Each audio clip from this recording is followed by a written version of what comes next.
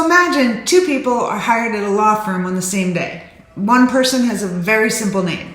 The other person has a very unique name. Do you think the person with the common name will rise up the legal hierarchy more quickly? You're gonna have to tell me. Research says yes. Now, I've written a lot about the power of names. It's often the first thing you learn about someone, and sometimes we form judgments about a person based upon his or her name before we've even met them in person. It has everything to do with cognitive fluency.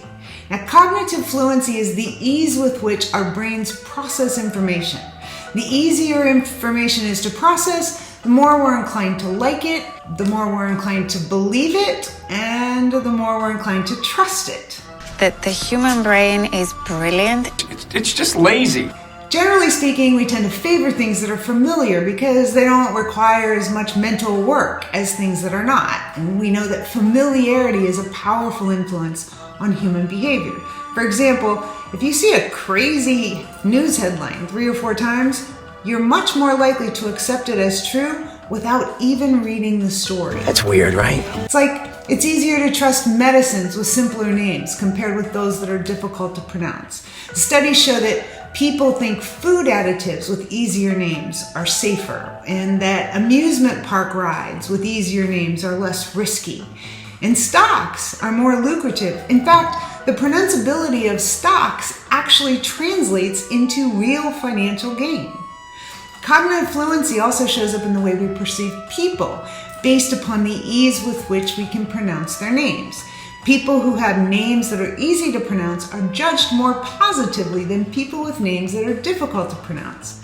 One study examined over 6,000 CEOs working at large publicly traded firms and found that those with more fluent names, shorter or more common, they obtained greater financial as well as non-financial perks, even though there were no more competent. Imagine that. Another study examined the names of 500 American lawyers collected from websites of 10 US firms, varying in size from the largest firm to the 178th largest firm.